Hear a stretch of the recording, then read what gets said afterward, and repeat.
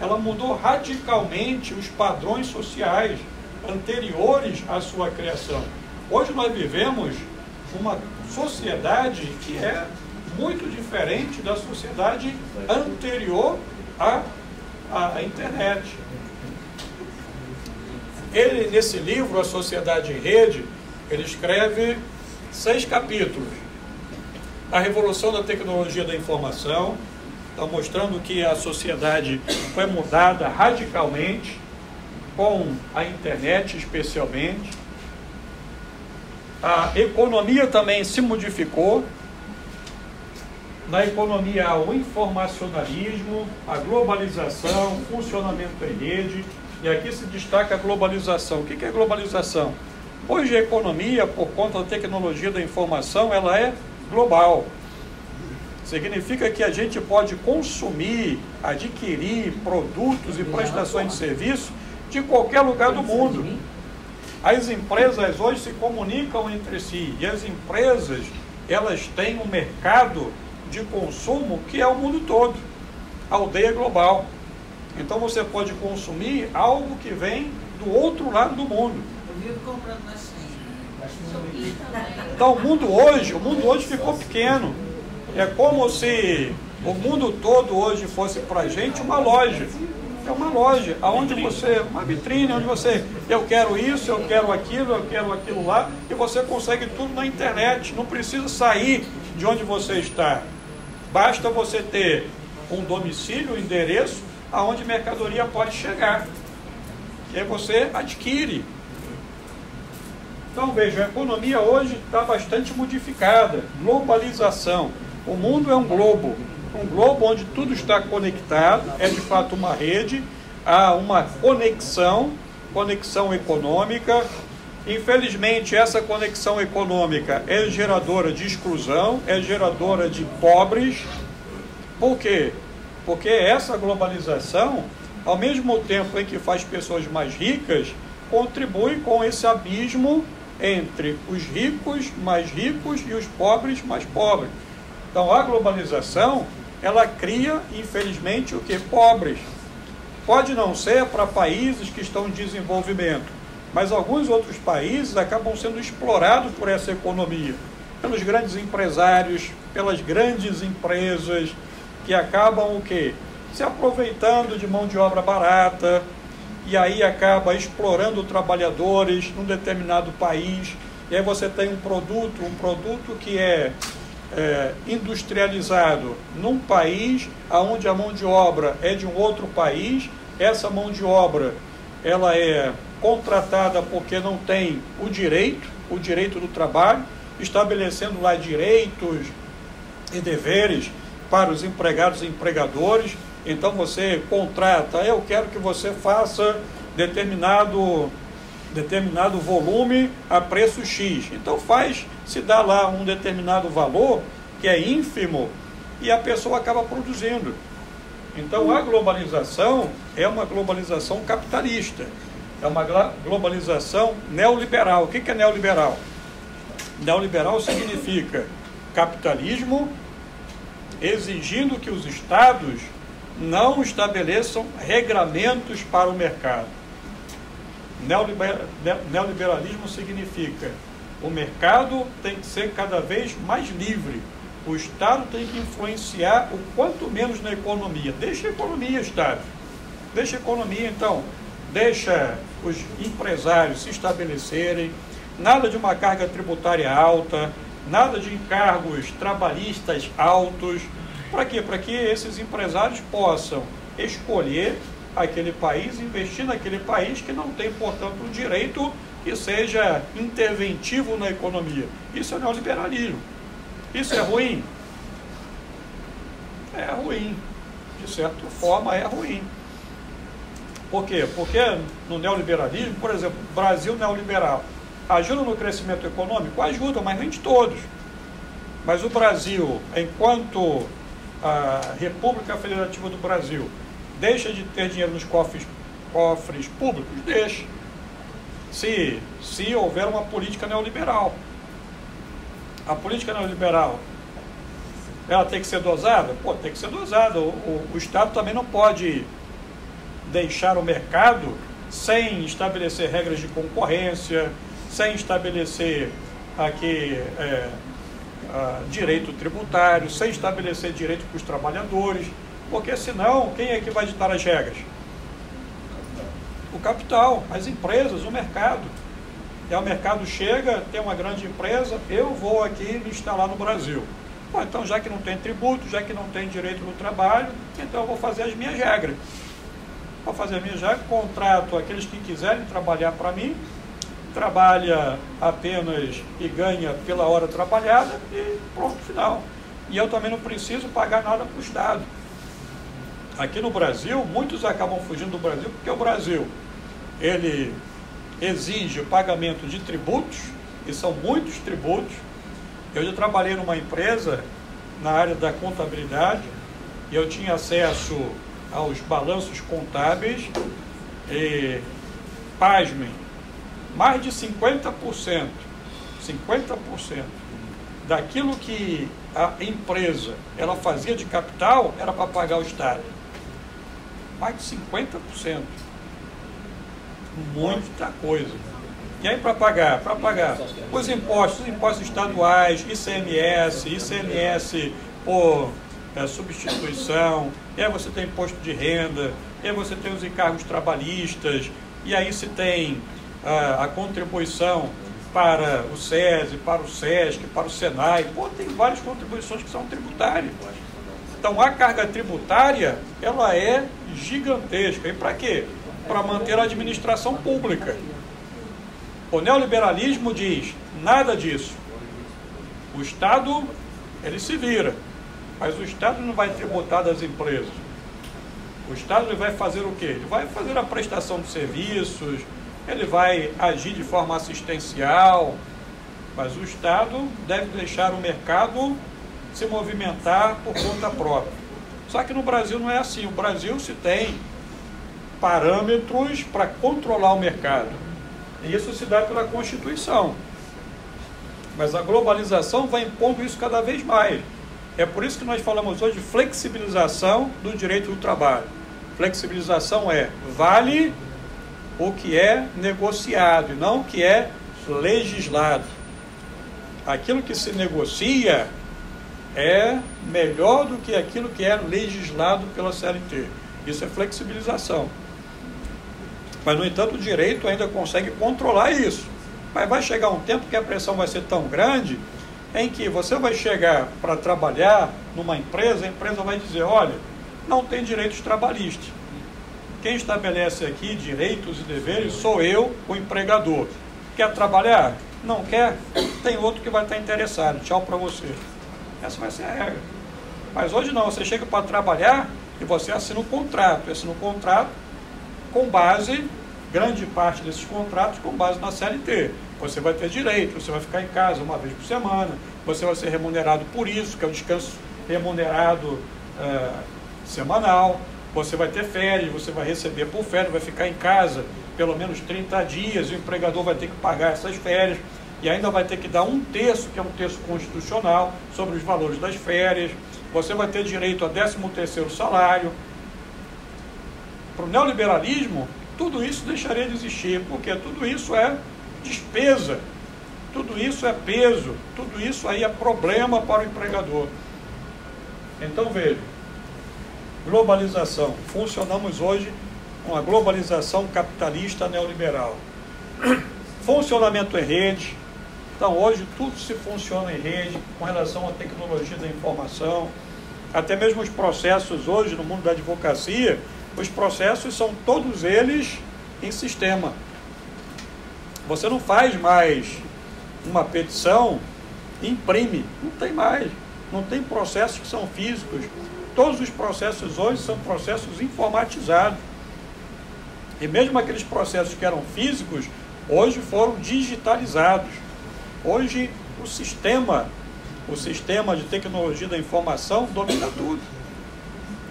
E aí, se você não sabe lidar com isso, você fica para trás. Se você não consegue acessar um sistema, se você não digita, se você não sabe anexar um documento, você fica para trás.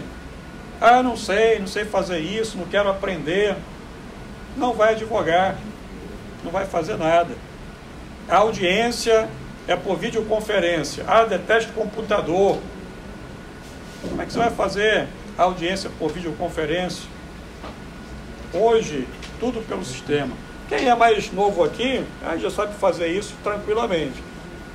Agora tem que se libertar um pouco do celular e ir para o computador, para advogar. Porque não dá o tempo todo para você fazer todos os atos processuais no celular. Não dá para você fazer as peças processuais no celular. Há necessidade de um computador, de manusear um computador, além do telefone celular, para que você possa advogar futuramente. Capítulo 3. Ele apresenta a realidade das empresas em rede. Então, as empresas hoje funcionam conectadas umas às outras. Você tem empresas que são multinacionais, empresas presentes em vários países, de uma mesma marca. E essas empresas sempre interligadas pela internet, pelos sistemas. Então, a cultura, as instituições e as organizações acabam gerando também uma espécie de economia informacional. Então, uma economia pautada nas informações. Informações na internet. Isso é o básico de hoje em dia. Capítulo 4. Se muda a economia, se mudam as empresas, o trabalho também é modificado. Muda-se o trabalho. Hoje o trabalho é diferenciado. O próprio professor está em sala de aula, mas ao mesmo tempo tem que estar conectado com a internet, tem que ver lá na Sava quais são os materiais que são disponibilizados pela instituição, tem que fazer a chamada pelo aplicativo, com relação às aulas, que são aquelas aulas pelo Teams na instituição, você tem que logar, você tem que estar num determinado momento acessando a plataforma, você tem que interagir com os alunos que estão do outro lado, alguns estão dormindo, outros estão atentos, que é uma minoria, outros estão simplesmente lá com o áudio, escutando, mas estão fazendo milhares de coisas dentro de casa. Pô, essa é a realidade. Então o trabalho mudou, a educação mudou. Então, transformação do trabalho e no mercado de trabalho. Trabalhadores ativos na rede. Hoje se valoriza bastante quem tem conhecimento de tecnologia da informação. E é um nicho hoje que tende a prosperar muito. São duas áreas que tendem a prosperar, a área da saúde e a área da tecnologia da informação. Duas áreas. Aí o direito. Pode ser que o direito até deixe de existir. Áreas que são seguras da saúde. Por quê? Porque por trás da máquina, por trás da internet está o ser humano. O ser humano que precisa de enfermagem, o ser humano que precisa de médicos, que precisa de tratamento de saúde. Então, área da saúde, psicologia, então nem se fala. Psicologia vai bombar. Vai bombar por conta de... Já estão ganhando dinheiro. Porque essa realidade atual tem gerado grandes transtornos, problemas emocionais, problemas psicológicos, e aí os psicólogos vão ter muito trabalho. Então, a área da saúde vai bombar. Acho que é melhor mudar a faculdade. E com relação à tecnologia da informação, a mesma coisa. Programação, a questão de lidar com a inteligência artificial e também uma outra coisa, o marketing digital, também relacionado com a tecnologia da informação. Marketing digital também é algo que bomba. Mas não sei até que ponto, né? Porque agora já saiu, tem esse Google Vive. Gemini. Não, é um novo agora que foi lançado no dia 10 de maio. Que ele produz qualquer vídeo, é como se você estivesse lá dentro da história. Ah, eu vi. E aí você... Que o pessoal tá jogando até na internet aí o negócio do fim do mundo, do apocalipse. Tá maneirinha essa história. É lá nos Estados Unidos, só nos Estados Unidos é disponibilizado a preço de $250 por mês. Baratinho, né? Mas depois vai ser popularizado. Os dinheiro na internet tá valendo muito a pena. Tá bem barato. Então já está se dizendo que a partir disso daí, a evolução vai acontecer de tal maneira em que você vai pedir para a inteligência artificial criar para você um filme. Cria um filme sobre a Segunda Guerra Mundial. Pô, vai criar e você vai ver. Está muito bom. Pô, não está longe disso. Tá, lá no YouTube tem vários que são estudiosos nessa área que já estão alertando para isso. E aí você diz lá, quero um filme de romance, me coloque na tela. Pô, você vai estar no filme. A IA ela vai produzir o roteiro e tudo mais. E você vai assistir o filme produzido pela IA instantaneamente. Que coisa de maluco isso. Então essa é a realidade. Então, com relação ao mundo do trabalho, totalmente diferenciado, a cultura da virtualidade real. Virtualidade real. Então, aquilo que eu já falei, hoje já se está dizendo que em breve a gente vai acessar um vídeo sem saber se esse vídeo é de fato realidade ou se é produzido por IA. Oi? Tá legal? Tá bom. Os ânimos estão quentes aqui, então vamos para esfriar. Tá não, professor, tá fraquinho, tá fraquinho. Então, cultura da virtualidade real. O problema disso qual é? Virtualidade real. O problema disso é a geração de mensagens, vídeos que não correspondam de fato à realidade, mas que se passem como sendo reais. Isso leva à problemática da desinformação, fake news, pós-verdade. O que é a pós-verdade? Pós-verdade. Pós-verdade foi uma palavra das mais utilizadas no mundo. No mundo, isso foi em 2015, se eu não me engano, 2015. Pós-verdade. E aí significa que não se sabe mais o que de fato é verdade. Não se sabe.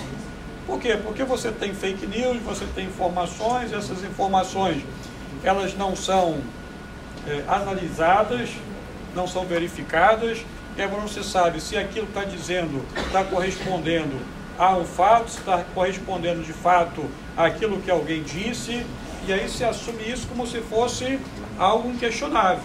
Então isso apareceu nas redes sociais, isso foi divulgado, isso está no noticiário, então isso é verdade. Um dia desse eu vi lá, Tiririca acaba sendo escolhido para a Academia Brasileira de Letras. Pô, mas o negócio era tão verdadeiro, havia até lá o presidente da Academia Brasileira de Letras estava comentando por que o Tiririca havia sido escolhido e tudo mais, mas o negócio era tão convincente, falei, caraca, não pode ser. Eu fiquei o dia todo indignado, falei, o cara que teve uma dificuldade grande para ser empossado, porque questionavam se ele sabia ler, ele teve que fazer um teste para provar que não era analfabeto, e agora o cara foi escolhido para a Academia Brasileira de Letras pela música florentina, e ainda lá, a justificativa era porque a música florentina era uma música que acabou sendo popularizada, e aí a justificativa foi, não pode ser, impossível. E aí acabei acolhendo aquilo como se fosse verdade. E aí procurei, e aí as outras notícias também estavam afirmando que Tiririca havia sido eleito um imortal. Falei, não pode ser. Até que depois de muita pesquisa eu encontrei um dizendo, não, isso daí é fake news. E o pior, eu peguei e ainda botei lá no grupo de professores, indignado da vida, né? Tiririca eleito como imortal. Falei, caramba. E aí teve um professor, será que isso daí não é fake news? Aí vamos procurar. Aí era fake news. Então a gente não sabe mais o que é verdade, o que não é verdade. É o mundo de hoje. Daqui a pouco, de acordo com os estudiosos, a gente não vai saber mais qualquer vídeo que é postado se é real ou se não é real. Que coisa de doido isso, hein?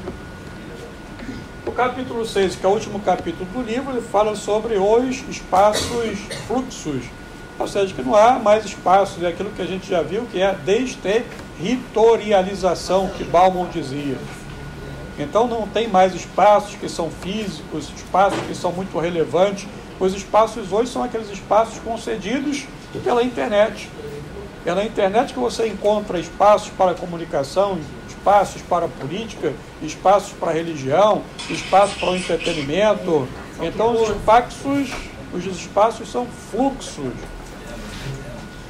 O fato é que nós estamos no mundo em constante modificação. E é importante conhecer essa realidade, para que a gente possa agir nessa realidade, já que a gente se encontra inserido nela, para que a gente possa fazer política nela, para que a gente possa trabalhar nela, para que a gente possa fazer direito nesse mundo em mudanças bastante aceleradas. Se a gente não conhece, a gente vai se deixar levar, de acordo com o Martinho da Vila, né? Martinho da Vila é outra coisa, deixa a vida me levar, vida leva eu. Aí é outra coisa. É. Sim. E aí, deixa a vida me levar. Por enquanto a gente não pode falar isso, né? Esse é o Zeca Pagodinho. Esse é o Zeca Pagodinho? Então errei, não é Martinho da Vila, Zeca Pagodinho. Errei o cantor. E ainda confirmou. O Zeca é devagar, devagarinho, né? Ao contrário.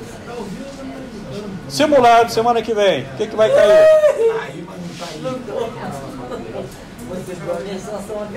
Na semana que vem eu vou falar da prova. Antes do simulado eu vou falar da prova na semana que vem. Hoje eu falo do simulado. Isso aí, professor, isso aí. Concordo com o senhor. A situação tá negra. Ô.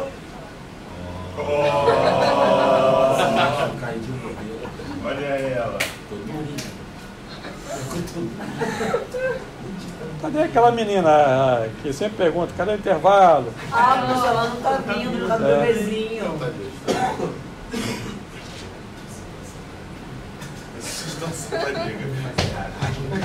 Pesado. Eu no show da tardezinha, escuta, eu lá no show da tardezinha, né, cheio de fome, aí nós fomos lá fora comprar um lanche, né, lá dentro do evento mesmo, mas lá no show. Aí tem uma pressa, uma vontade de comer uma fome. Então o cara da vozinha, tipo assim, que ele sou vendendo, o cara fez uma propagandazinha, né, nossa, não, deixa eu ver, o cara dá todo mundo certo. Aí eu, amigo, quero assim, deixa assim, vocês sabem. Tá bom, amigo, você mostra então eu tinha pra ele, brincando com ele, melodia, tal, italiana. Eu, bora, amigo, eu tô com fome, a fome é negra, mas... Minha cara foi